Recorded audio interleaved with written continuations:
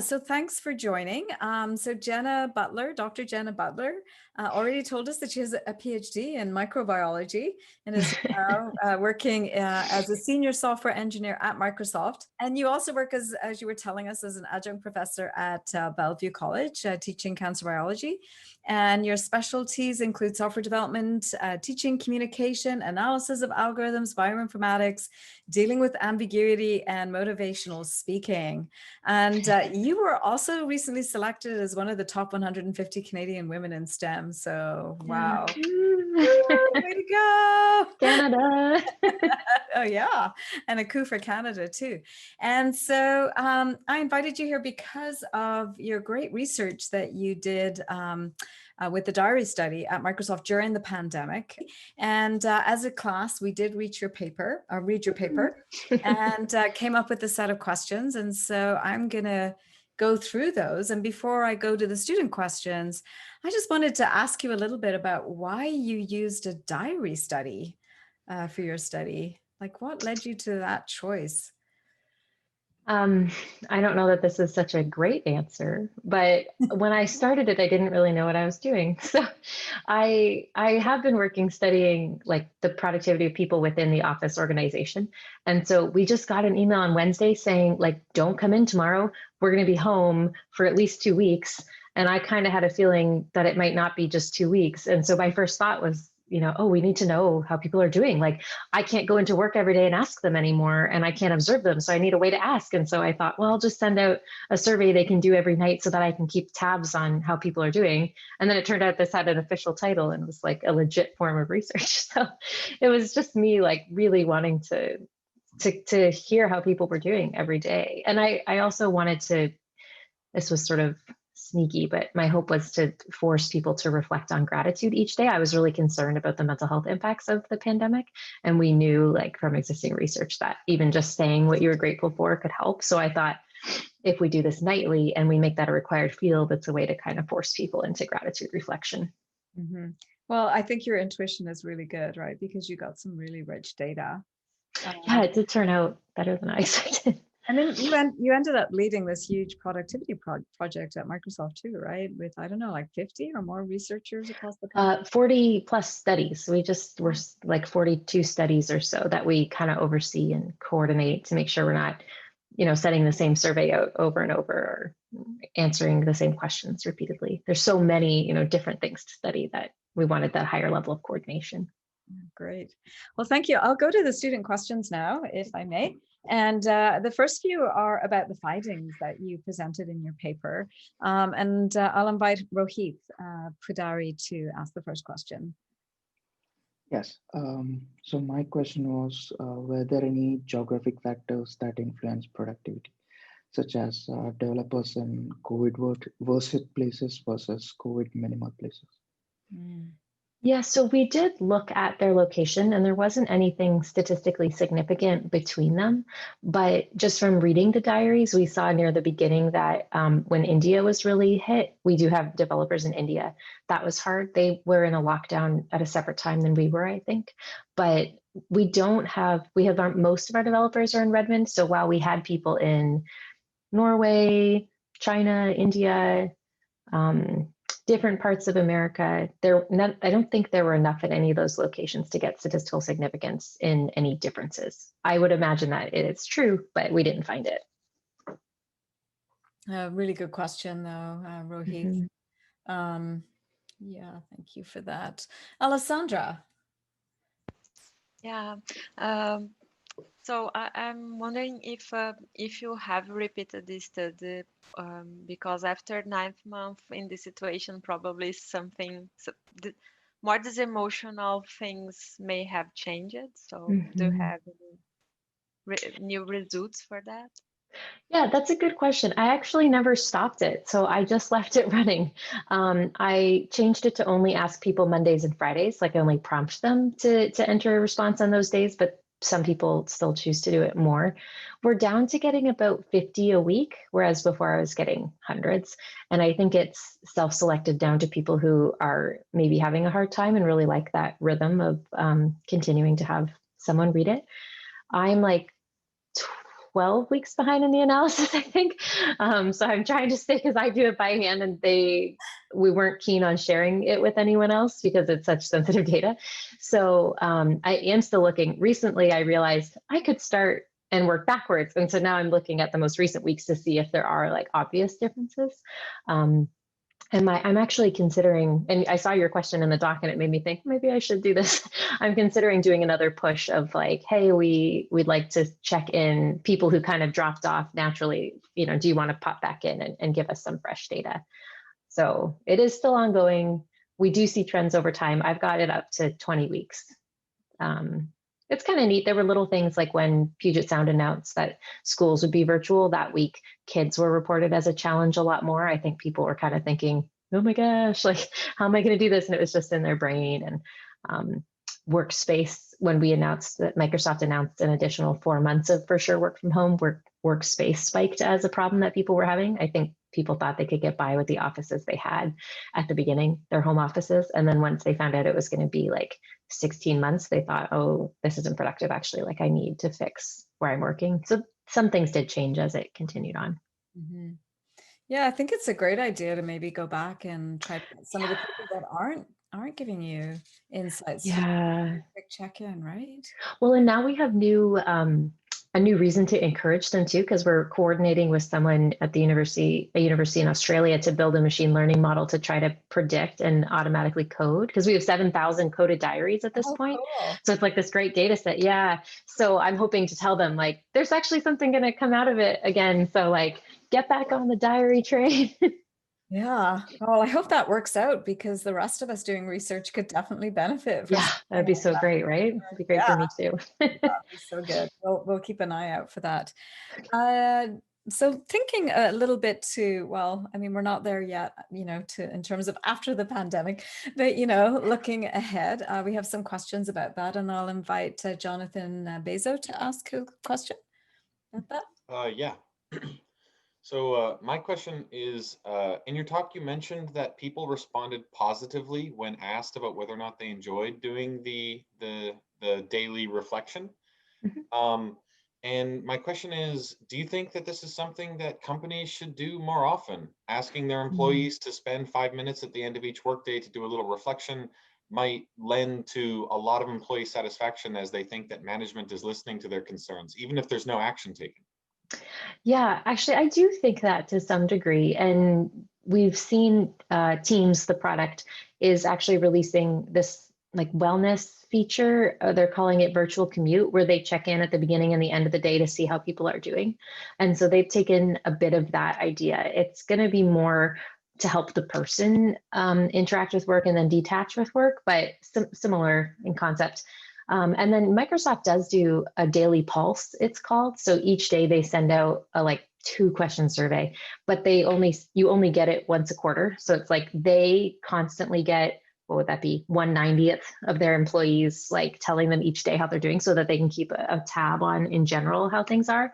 And I do think people appreciate that, and they iterate and say like, hey, this is what we saw over the last quarter in the daily pulse. We're making these changes. Let's continue. And that goes to every employee in the company.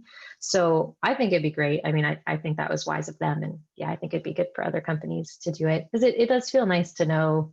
Actually, that's my concern with a machine learning model being what does the categorizations, is I think for some people, the benefit of knowing a human was seeing, especially the people who are really struggling, was seeing their struggle was kind of important. So I fear if you made it too broad, then maybe you would lose that. But if you could somehow stay on top of it, I think that'd be great. Yeah, that's a really good point, Jenna, actually, about using machine learning for that. Yeah. Let's see, Richard, still sort of thinking about after post-pandemic. Yeah, so I was wondering, like, based on your findings, it seems like there's a pretty broad range of preferences for how people like to work, whether it's like remotely or in person or whatever. And with kind of the pandemic, we've seen that companies are definitely able to offer some pretty varied options. So I was curious if you thought there were any major outstanding barriers preventing companies from offering work options that are as flexible as possible. That's a good question. I suppose kind of what we're talking about right now, like the challenge in measuring how people are doing and what Courtney was discussing, measuring team productivity and how the team is doing and not just the individuals. Like these are all areas where I think there's still learning to do on how. You guys probably saw some of the companies initially said like, oh, never mind, this is great. We're all just gonna like let our people be remote forever. And Satya said like, oh, I'm not really sure. So I think we know that for some people this works, but we know for some people it doesn't. And so we have yet to ascertain exactly what puts someone in one side or the other. And what it does for a team dynamic if you have a team made up of people in both camps and some of them are gone and some of them are in the office, and is that a different power dynamic? So I don't think there's major barriers. We just want to be really cautious about how we're measuring it as we go and checking in with people and looking at all different measures of productivity. That makes sense. Thank you. Great, thanks, Richard. Jonathan had a question. You may have kind of touched on this already, but do you think once offices are open again as an option for work, that having the ability to completely work from home could make engineers more efficient and happy than even before the pandemic? Yeah, I don't know. I think I'm slower to jump on the we should all be remote train because like Courtney, I'm an extrovert and I miss people. I have seen in the study, I don't know if we talked about this in the paper, but people who are neurodiverse, like maybe they have ADHD or whatever it might be, some of them said they're way more productive, especially people with anxiety, actually. They found it was a lot better and they didn't even know that about themselves because they had never had that opportunity and they didn't want to have to self-disclose that they had a neurodiversity. So I know that there is at least a category of people for which this was way better, and it would be great if they didn't have to fight for the ability to do that because it just is better for them. But across the board, I'm not sure. Microsoft, and I probably sound like a fangirl, but Microsoft said that they're going to do like 50%. So you can work from home up to 50% of your time without, that's just considered the new normal and you don't need permission from your manager. And I kind of like that because I think they're sort of trying to force people to not go too far. So like if you have to come into the office some days a week, you're not working from like a whole nother country. So there's going to be some cohesion there. And if you need everyone to come in for something, you could, but you're still giving people flexibility. I thought, oh, that seems like a good way to start. Yeah. But I don't know. I guess none of us really know, but I was surprised at the finding that for some people, this is just full on better. And because of the way they are working in the office, like lowers their productivity. It's not just that they like it and their well-being and satisfaction has improved, which we know is linked to productivity. They're also literally better at doing their job in the standard measures as well. So it's like, well, of course we should let them, and I don't want them to have to explain why, I guess. Yeah, it's very interesting, and it relates to a little bit of one of the questions we had earlier about when you hire people, asking them, what kind of way they want to work, right? What's better for them. So I think there's going to be a lot of changes coming, really. I am slightly nervous. This is maybe taking us off topic, and I don't even know what time it is. But okay, it's only 3:45. You're good. Okay. At Microsoft, there's a lack of diversity in our software engineers, and I think we see that across the board, right? Like there's this, like the programmer culture, or there's not a lot of women, not a lot of diverse candidates. I have observed, and this is just totally personal, but some of the people who fit into that stereotype really like to work independently and alone, and they don't want to pair program as much, or they're not as into the collaboration. And so I would hate to have some of the sort of stereotypes reinforced if we allow people to be like, I don't like being a programmer at home as much. I really love programming with people, doing like mob programming or group programming. And if everyone got to choose, my whole team would work from home and never talk to me. Like, like they're super, not my research team, not you guys. Not you guys, but my software engineering team, they love to like go to the door, like close their door and have hours alone with their computer. Like that is what they want to do. And I never quite fit there, which is kind of why I liked moving to research. And it's like, ooh, would we be allowing that fracturing of team dynamic and cohesion? And then would we have even less, women or minority or people just who are different in how they work? And so that makes me nervous too. Oh, that is such a good point, Jenna. And actually, Derek chimed in the chat. He said, yeah, his team would also do the same. Yeah, and that's like fine. Sure, that's how your team works. But then what happens when you hire like Bob and he doesn't want to work like that? And that's not what's best. Like, then what are you? I don't know. Yeah. Sounds like another really good research topic. Right? Yeah. And an important one, right? Yeah, I think so. Well, okay, now I'm really scared. Dylan, did you want to jump in? Yeah, sure. So it was actually like you've already mentioned this. My question was like about having or keeping this survey diary study going long term, which it seems like you're doing already. And I was wondering if the kind of daily interval was viable for a more longer term. But I see you've already switched it to like every twice a week or something like that. So yeah, what would you suggest if someone wanted to keep going long term with this? I think if it was minimally invasive, it would be good. So like if it was frictionless, maybe something that's just there in the bottom of your screen that you can click. Like ours was really simple. It had a smiley rating for satisfaction. So you just clicked the smiley that fit, and then there was 2 open text boxes. I feel like sending people an email every day probably got old, and they were like, I would think, you start to ignore it at a certain time. So a daily cadence when it's something that requires them to open an email, go to a link, like type it in, submit. I'm not sure that might have too much friction. But I think like the thing in Teams, I don't know if any of you use Teams, but when a meeting is over, it just asks how the quality was. And it's just part of the like closing down a meeting process. And there's very little friction. So they ask after every meeting. And like somehow that hasn't seemed annoying. So perhaps I think it's good for people to reflect daily. And if there's a way that they could work that into the work stream that's frictionless, I think then it's possible. But I wasn't sure if mine was. It seemed like a lot of friction. It seemed like a lot of spam to send them an email every day. Thank you. Yeah, great. You're welcome. Dylan. Thank you.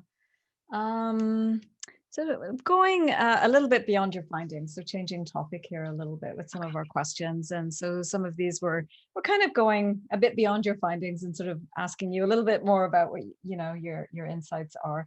So Shuja, he asks about the situation that happened with Microsoft Game Studios. I don't know if you know about this. Microsoft's a very big company, but they presented their next title at a conference 3 months ago, and apparently it was full of bugs and it had fewer graphical visuals, and it wasn't a complete and finished product. And they later explained that it was due to the teams working from home and productivity issues. Did you hear about that?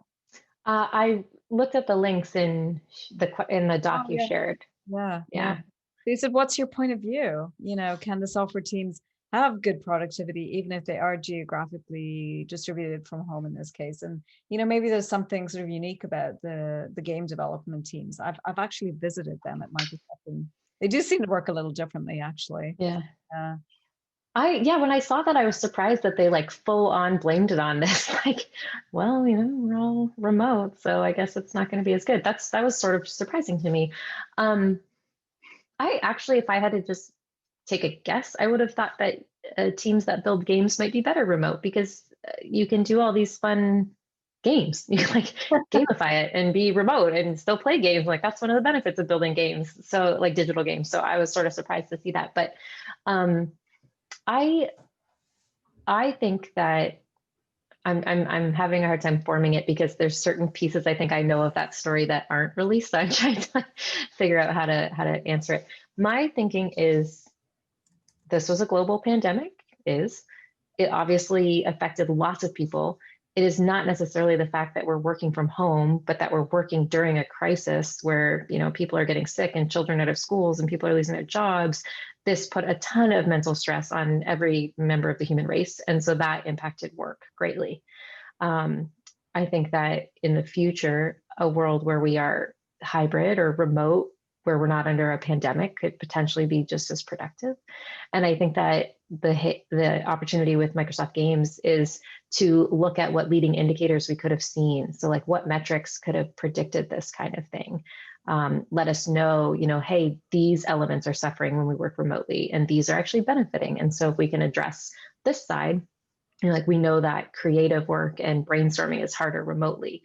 So when you have a list of backlog features that you have to get done, that's a great time to go remote. Like everyone knows what they do, it's heads down, you're just working. And maybe you bring people back for other times. So studying, which pieces do they feel like were hampered by the situation, and keeping in mind that the situation wasn't normal work from home, but try to not let the world fall apart during a pandemic. It's like very different.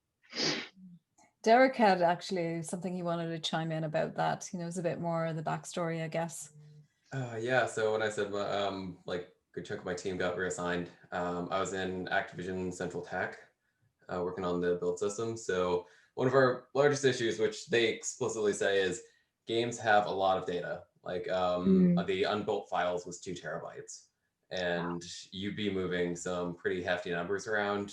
We were running a 10 gig line straight to our data center just for us. And some other teams, one studio was upgrading to 100 gigs, and that's with local replication. So you cache it on your site, and then that's just the changes. Wow. And we don't run them. But these numbers just get huge really fast. And these are all dedicated lines. These aren't general internet. And work from home was really an issue because to sync down some of that stuff, like I had to download 400 gigs and it took like 2 days because I had to run it through our VPN system. And and we ran out of hardware. Like we literally couldn't buy enough. We had the full budget to that was just a throw big it. problem. Yeah. Oh yeah, no, I had to go buy Google Cloud to go create replication servers and then go pay $8.08 a gig to move our stuff out because that's how much it costs. So like we threw a good chunk of money at this and it still didn't work great. It was a massive hit. We changed workloads completely because you would just go to smaller changes and hope for the best. So for 3 months, I think, about 3 months, it was not barely any of the main changes people wanted were just cut off because no one had enough connection. Wow. Yeah, I think that's really interesting and a valid point. Like if you're working with huge numbers like that, then maybe working from home with the way we currently have internet is going to be really challenging. That's a great point.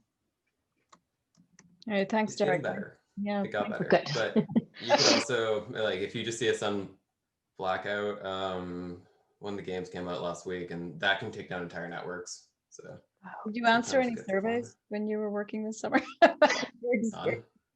Sorry. Yeah, no, we didn't go around and do that. No. Welcome Central Tech. So Ansh has a good question that you might have a good opinion on. So he says that he's heard horror stories of people being forced to keep their cameras on so that their managers, you haven't heard about this, can keep an eye on them during work. This is quite common apparently. And so with people working from home, it made it harder for accountability and ensuring productive work days. Do you think people that were more grateful and with overall a more positive mindset would be likely to do work and be just as productive as not when working from home? Wow. I mean, there's just like so many things wrong there. Not with your question, but I have heard of people having to keep their cameras on. I mean, it's sort of absurd. I do think, we know that being grateful helps with productivity and overall mental health. So yes to that piece. But I think that, sorry, my kids are crying. I don't know if you can hear them. I think someone fell down the stairs. They're fine. My husband's there. I think this is more of an issue of like organizational dynamics and culture, because if there's trust within the team, then I would like to think that my manager trusts that I'm doing the best I can, whether they can watch me or not. And we actually see this even in internal studies I had done before the pandemic. We had teams where they moved from one floor to a different building, and they felt like they were suddenly more productive. And they wondered if it was because their directors were not in the same building and couldn't like come and look over their shoulder, be like, oh, what are you doing? And get them off track with like, oh, I need these numbers, or can you do this? They could just sort of focus. And if it was trusted that that's what they were doing and they were left alone, then they were able to be really productive. And so when we went remote, a lot of managers thought, well, if I can't see them, I can't ensure they're doing their work. And if no one's watching their back, they're not doing their work, like as if they're, toddlers who need to be watched. So I think that hopefully we can build teams where the culture and the belief is that you're going to do your best work. And if you're struggling, then we can talk about it, or it'll be observed, and not just, unless I'm watching you, you're not going to work. Like, why would you ever hire someone if you had that belief? And I don't think that's the way most humans are. It's just sort of something that, because we're used to observing people, we feel like that must be necessary. And then I think too, if people are reflecting, then that could be beneficial for their productivity and perhaps quite beneficial for their manager. Like actually one of the number one gratitudes we see is work. Like the thing that people are grateful for is, I got this bug fixed. Like I've been working so hard. I'm so glad I got it. Or I had a really great like coding session and I felt so productive and I was in flow and it was great. so not grateful for having a job and not grateful for their team or their manager, but like literally the work they're getting to do is the favorite part of their day. And so if the manager could see that, I think that might also help them realize like my people are doing this work because they love it, not because, I'm being a taskmaster with them. Wow, that's a great insight. Thanks for sharing that, Jenna. Yeah. I definitely, on the days where you can't do much, you do feel grateful that you have a job, right? Compared to some people too, right? That Yeah. can't work right now, can't do much. Yes, absolutely. And for some people, it was just like a mental thing too. Like the fact that they had a job that was mentally engaging, they were so thankful. It was the only time they weren't worrying about the coronavirus or the election or whatever it might be. Yeah. So they actually liked working. Yeah, that was their beliefs. Yeah. So along the same lines and sort of asking you for your insights, Roshan had a question. I'll invite him to jump in. Yes, hi. Your paper talked about software engineers working during the COVID-19 pandemic. My question was, could you share some of your insights and experiences on how working from home has impacted research or researchers or even research methods? For instance, do you feel this has somehow impacted how people respond to surveys or interviews in general? I don't know that I'm, qualified to answer this. I don't know that I've had enough experience in research in this COVID time. My guesses would be people have seemed more inclined to respond to surveys because they know we're like the world is learning and adjusting, and I can be part of that learning. Whereas sometimes you get a survey and it's like, what my opinion's not really going to make a difference. I don't think people feel that way right now. I think they know people are desperate to learn, and so they might be more inclined to participate in surveys or interviews or whatever it might be. I think research, I would guess that some research has suffered because we can't meet in person, since we know that brainstorming and creative work is harder remote. I actually had one meeting since the pandemic with Tom and Chris, two of the researchers in our lab, in my garage, and we had masks and we each had our own table like 6 feet apart, because I just felt like I cannot get anywhere unless we get together and like bring our ideas together. And like, I mean, maybe we just don't have the tools or the solutions yet, but so I would wonder how that kind of work has been progressing in the research world. But I would hope that people are more inclined to participate and give their data and their insights, because we want to know, like, this is a totally new shift for the whole world. So it's kind of exciting. Mm-hmm. Great. Thanks for that question, Roshan. I have to reflect on that myself, actually. Yeah. It was some time to stop and reflect, but yeah, super interesting. So we just have a couple of questions left, if that's okay, Jenna. Are you okay time-wise there? Yes. Yeah. Yeah. So these are sort of more about being healthy and mental health. Sarush, would you like to ask your question? Yeah, sure. So you mentioned physical and mental challenges, that how they can be, how we can provide solutions for them. For instance, like for physical challenges, it's easier to provide solutions the way we sit or like take breaks or different things. But for mental challenges, do you think like feeling isolated, can we even have like solutions for that, like until we get to the point that the pandemic is over? But if it's going to go for a year or two, is it possible to find a new solution for like mental challenges? I definitely like to think that it is. I mean, I'm sure for me personally, I know I was like literally crying on the floor of our playroom the other day, being like, I miss seeing humans. Like, I know that there are some pieces that might not come together fully until we can get back in person. But therapists, like mental health therapists, are still meeting people in person in America, at least, because they're considered like critical workers. And some therapists don't believe they can effectively do therapy without being able to see like all the body signals a person is giving, not just like the 2D on a screen. So, people can still seek out help in those ways. I think that it's also perhaps driving people to do different things to take care of their mental health. Like, I don't know, personally, as a spiritual person, like I can pray, and that hasn't been taken away from me by the pandemic, or I can like read my Bible more. And so there's things that people can do. Some people like to meditate or do yoga. And like, we know that there are ways to take care of your health, whether you can see other people or not. Like even going for a walk is like scientifically proven to release hormones in your brain that make you feel better. It's like, there are things people can do. And there's some really cool apps taking advantage of this. There's there's an app, Super Life or something. I can't remember. It was developed by a person who develops video games, and she got a really bad concussion, like really bad. And she couldn't read, she couldn't play games. She just had to lay in bed for months. And I guess she said, like, I'm either gonna die or I'm gonna find a way to like survive this. Super better. So she got Super Better. That's what it's called. Oh, wow, So cool. it's supposed to be like a video game where you have like allies that you can work with, but they're your real connections in real life. And so you might have like a level up challenge where you have to text someone and give them a compliment. And it's like, that's how your character advances in this virtual game, but you have to do it in the real world. Like, it's really amazing. And so they've done trials with this app, and it's improved depression and anxiety and various mental health issues. She's got some TED Talks. She's really cool. So I think that there are ways. I mean, ideally, I think humans should have human interactions, but in the meantime, I definitely think, like, I don't think it's a lost cause. I think there's lots of things, and there's lots of literature on how to help, even when people are isolated.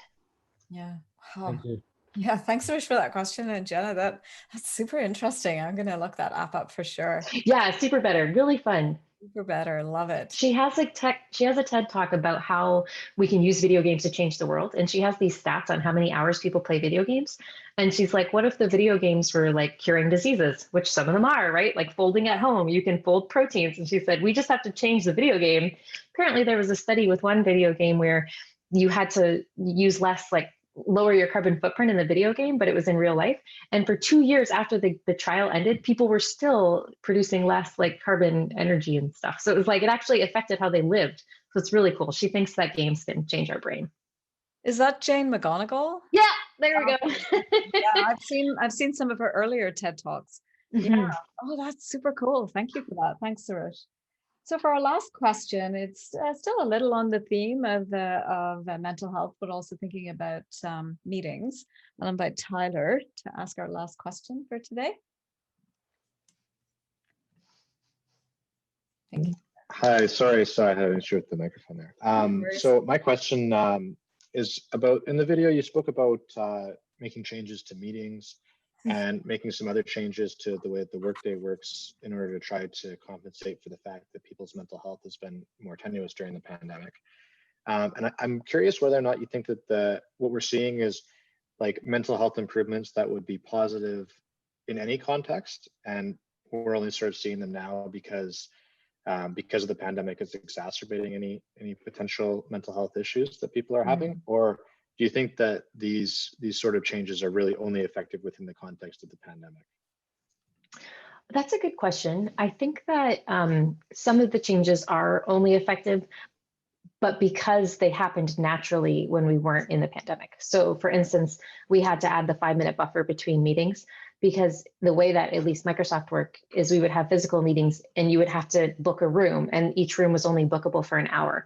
So even if you had a long meeting, sometimes you had to switch rooms, or you have an hour meeting and then you go to a different room and you would walk by like the water cooler, the bathroom. Those were all centrally located. So when you kind of changed rooms, you would see all those things. So it was just sort of a natural rhythm that you might be a few minutes late because you were going to get a drink or you're going to use the bathroom.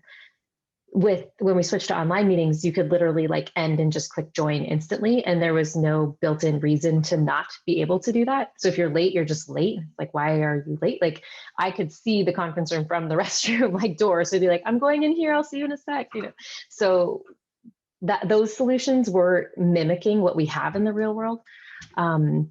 So I don't know about the ones sort of specific with meetings, but some of the things coming out of how to make meetings more productive in the pandemic will be really useful. So these are things we've always known about meetings, but it's suddenly become more important since video calls are so draining on the brain. But like having an agenda and reevaluating recurring meetings every quarter to make sure they're still productive for you. These things I hope will persist when we go back because they will help not, have so many meetings. It's just that in-person meetings are sometimes more fun. So I don't know if people cared quite as much before. Great. Thanks, Tyler. Thanks. Yeah, it's going to be interesting to see what happens with meetings. We had an earlier speaker too, that Greg Wilson, he offered to come back and talk about running good meetings. Cool. He's given talks on that. So I think he's going to come back and do that later in the term. So that's the end of our half an hour with you, Jenna. Thank you very much. What a great discussion. So many lovely insights there. Is there anything that you wanted to share before we close, or any closing thoughts? These students are all in software engineering undergrad. Is that what it would? Yeah, I guess. No, half are grads. So Oh, half grad. grad students, and the other half are sort of fourth year undergraduate students. Yeah. Okay. Yeah, I guess I would just encourage you, you're asking such great questions, and it's really nice to see how engaged people are and concerns around mental health and well-being. You can have a job in CS and still study these things, which I don't think I knew until I met people like Peggy. So, if these are areas you care about, like, I encourage you to keep pushing in them, because I don't think we've really cared or asked ourselves these questions broadly enough until we had this forcing function of a pandemic. So, when you get back into work and it's done, don't forget that, like, it's real humans doing the jobs, and taking care of them should be a top priority. Thanks for that. That's such a nice closing point. And the research method that you used of the diary study and asking the question about gratitude was just amazing. Like, such a great insight to ask people like what they feel gratitude for in the time where everybody was focused on what's wrong, right? Yeah, exactly. Yeah. So I think it really helped people kind of surface those things and sort of recognize, well, we do have some things we feel gratitude for, and then to help the people that didn't, right? The insights that you brought. So thank you again for visiting. Thanks, folks.